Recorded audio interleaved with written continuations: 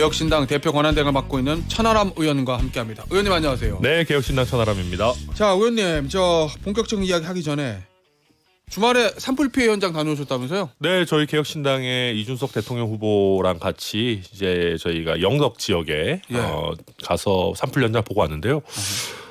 근데 정치하는 사람들 이제는 좀 가봤으면 좋겠어요. 그러니까 복구 작업이 한창이고 이럴 때는 정치인들이 가면 사실은 맞아요. 약간 이게 도와주는 게 아니고 방해되죠. 방해되고 브리핑해야 되는 부담만 생기고 이러는데 지금은 이제 그 단계는 조금 지나갔고 대피소에 모여 계시던 주민들도 이제 각 읍면에 이제 마을 회관 이런 데로 이제 경로당 이런 데로 이제 좀 옮겨가시는 지금 추세고 조금은 정리가 되고 있는 상황이긴 한데 가서 보니까 피해 상황이 제가 상상했던 것보다 훨씬 심각하더라고요. 그래요? 예, 이게 큰일 났네. 이게 진짜 그 바다에 대놓은 배들이 다 탈 정도로 예, 광어 양식장부터 시작해서 이게 집들이 바닷가 바로 앞에 있는 집들이 다 전소가 되고 막 이러니까 바다까지 왔다는 거잖아요. 그러니까요. 그래서 그 지역에 계셨던 분들이 이 동네가 전소되고 배가 탈 거라고는 상상을 못했다라고 그렇겠죠. 할 정도로 이게 생각보다 굉장히 심각한 일이어서 저희가 예전에 어떤 산불 수준이랑 다르게 중앙에서 재정도 제가 봤을 때는 훨씬 더 적극적으로 지원하고 이분들이 삶의 터전을 되찾을 수 있도록 더 큰 노력을 해야겠다 느끼고 왔습니다.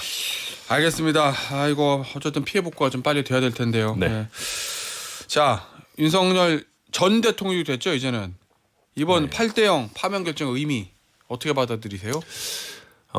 정치는 정치로 풀어라라고 하는 게 되게 저는 되게 와닿았어요. 헌재 결정 중에. 그런 부분이 있죠. 네, 그러니까 이게 쉽게 얘기하면 우리가 정치권이 막 치열하게 서로 치고받고 싸우는 것 같지만 말싸움이지 않습니까? 말싸움이고 또 여러 가지 각종 평화로운 제도들을 가지고 싸우는 거죠. 거부권도 있고 탄핵도 있고 탄핵은 남발해서 안 되지만 물론 해서 싸우는 건데 말싸움 하는데 이제 총칼을 갖고 오면은 그거는 장르가 완전히 바뀌어 버리는 거 아니겠습니까? 그래서 우리가 민주주의가 평화롭게 작동을 하려면 이게 말로 또 제도로 서로 정치로 풀어나가야 되는데 거기에 너무 과도한 국가 권력에 의한 폭력이 개입되어서는 안 되는 거기 때문에 어떻게 보면 참 당연한 얘기인데요. 우리 대통령께서 어쩌면 그런 정치적 타협과 협상 이런 프로세스를 잘 이해를 못하셨던 거 아닌가. 좀 국가적으로는 참 비극적인 상황 아니었나 그렇게 생각합니다. 그 현장 계셨잖아요. 네. 쭉 결정문 문영배 대행이 결정문 낭독하는 들으시면서 이거 인용은 또 인용이지만 8대0이구나 라고 느꼈던 순간이 있습니까? 네. 비상계엄을 하기 위한 비상사태가 전혀 존재하지 않았다. 대통령이 얘기했던 네. 그 부분. 그리고 야당이 난리치고 예산 갖고 난리치고 탄핵하고 이런 거는 군경을 동원할 만한 비상사태가 아니다. 제가 방금 얘기했던 제도적으로 맞서고 정치로 풀어야 된다라고 했던 부분에서 이거는 우리 헌법재판소가 굉장히 상식적이고 또 민주주의의 본질에 맞는 결정문을 잘 썼구나. 이 얘기는 정말 헌재에서 국민이 납득할 만한 얘기 잘 썼다라고 했고 여기에 대해서 반대 의견 소수 의견 나올 것 같지가 않다라는 느낌이 확 들었어요. 또 초안을 정영식 재판관이 썼다라고 하는데 내용이야 저 다 동의하지만 쉽게 잘 썼더라고요. 국민들이 굉장히 쉽게 받아들일 수 있게 어떤 의미에서 약간 직선적으로 평이하게 잘 써주셔가지고 법 전문가가 아니더라도 읽으면서 다 이해될 수 있게. 그렇죠. 그래서 저는 이거는 헌법재판관들이 굉장히 잘 쓴 결정문이다. 그래서 그렇게 느끼면서 이건 만장일치 가겠구나 생각했습니다. 가장 인상 깊었던 대목이 있습니까? 결정문에서? 가장 인상 깊었던 구절은 그런 겁니다. 아까도 말씀드렸지만 정치로 풀어야 된다는 중에서도 총선 졌으면 그걸 받아들이고 야당과 어떻게 하면 타협하고 협치해야 될지를 살폈어야 된다. 그러니까 소수파일 때도 소수파라고 해서 내가 여소야대 국면 대통령이라고 해서 군경을 갖다 쓸 게 아니고 야당과 타협해서 써야 된다라고 하는 부분이 헌법재판소도 아는 여소야대 국면의 정치의 본질을 대통령과 여당이 몰랐으니 이거 어떻게 하면 좋나. 그게 정말 너무 좀 안타깝게 느껴졌습니다. 알겠습니다. 결국은 이제 이 비상계엄 때문에 대통령이 파면된 거긴 한데 네. 윤석열 전 대통령이 몰락한 거잖아요. 굉장히 짧은 시간 안에. 네. 이렇게 된 근본 원인은 어디 있다고 보세요? 너무 빨리 슈퍼스타가 됐죠. 너무 빨리 올라왔다는 네, 거죠. 너무 빨리 네. 올라왔고 그러다 보니까 여러 문제들이 있었지만 너무 쉽게 인지 부조화에 빠져버린 것 같아요. 그러니까 무슨 말이냐면 막 국민들에 의해서 불러 일으켜줬죠. 예. 일으켜줬고 정말 순식간에 대선 후보가 돼서 대선도 이기고 쫙 왔는데 사실은 금방 인기가 식었지 않습니까? 뭐 도어 스태핑이니 인사 논란이니 하면서 예. 그렇게 되면서 대통령 스스로가 인지 부조화에 빠져버렸던 것 같아요. 내가 이렇게 국민들이 사랑하는 내가 어떻게 저 따위 이재명 대표 같은 범죄자가 이끄는 더불어민주당한테 우리가 질 수가 있냐. 이거는 말이 안 된다. 이거는 뭔가 부정이 있다. 이건 음모가 있다라고 하는 내가 잘못해서 국민들의 사랑을 잃었다고 생각하는 게 아니고 이거는 뭔가 부정이 있고 결국 그거는 정치에 있어서 부정선거일 것이다라고 하는 어떤 인지 부조화로 인한 뭐 망상의 길을 갔던 것 같고요. 예.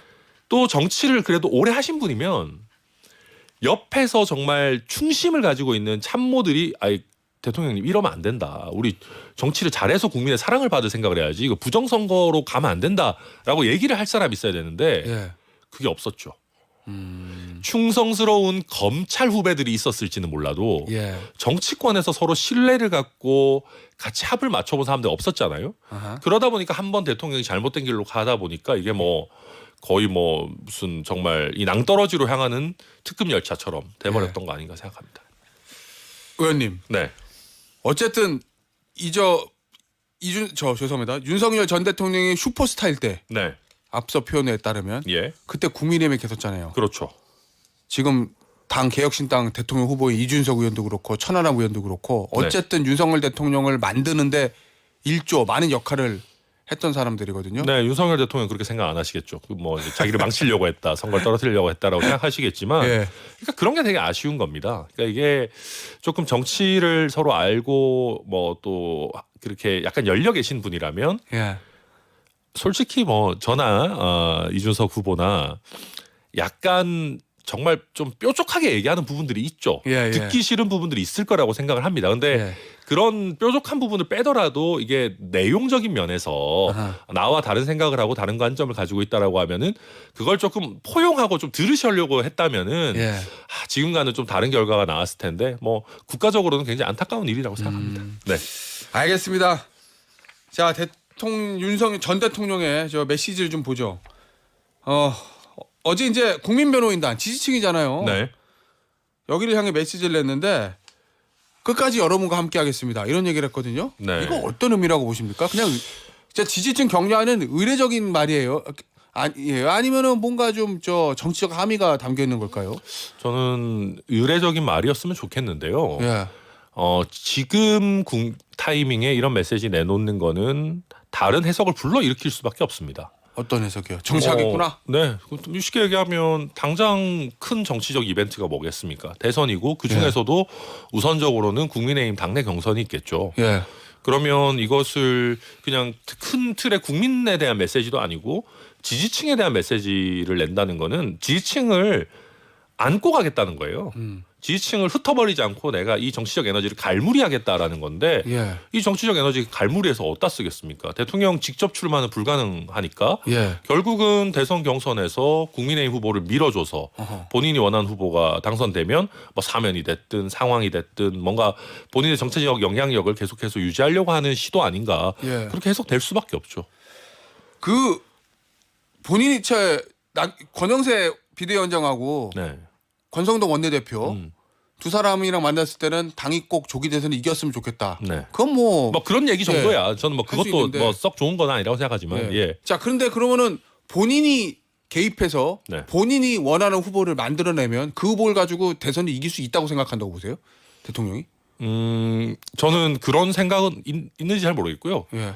그냥 계속 약간 그런 걸 겁니다. 윤석열 전 대통령 입장에서는 억울하다. 예. 내가 뭘 그렇게 잘못했냐. 야당이 더 잘못해가지고 나는 뭐 계몽하려고 한 건데 예. 계속 그 생각 가지고 이런 겁니다. 나라가 잘 되든 안 잘 되든 당이 심지어는 잘 되든 안 잘 되든 아하.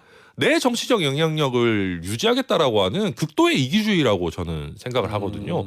상식적으로 생각해 보십시오. 탄핵 찬반 여론 지표 같은 거 계속 나옵니다. 예.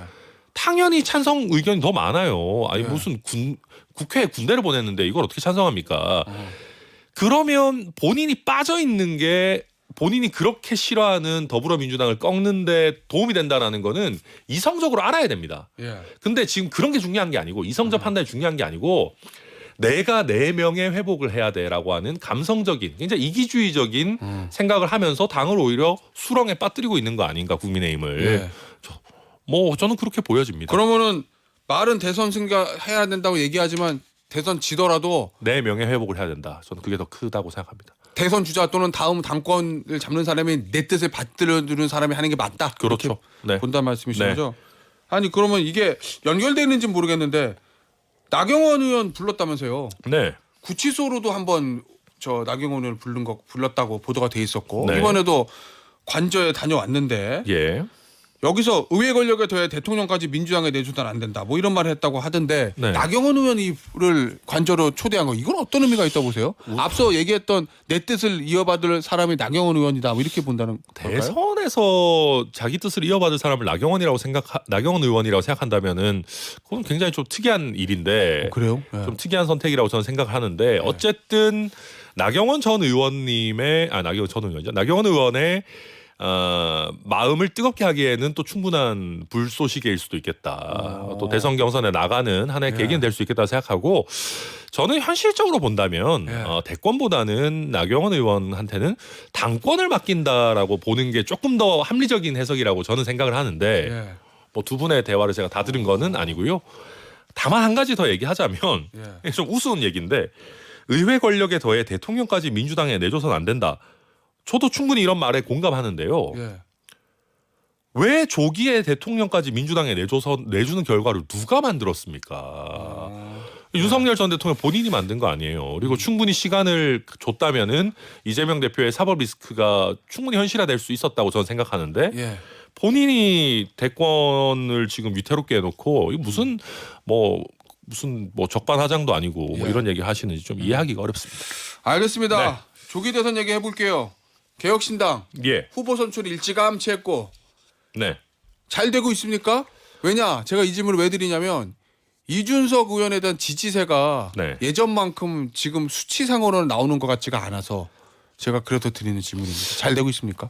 우선 이제 오히려 저희가 조금 빠르게 선출을 해놨었는데 약간 애매모호한 시기가 있었습니다. 그러니까 저희가 선출을 해놓고 사실 탄핵 심판이 생각보다 길어져가지고 약간 대통령 후보인지 아닌지 애매모호한 시기가 있었는데 그 시기가 오히려 끝나고 나서 지금은 조금 명확해졌고요. 그리고 저희가 이제 어제 경북 영덕도 가보고 그러니까 뭐 이렇게 하다 보니까.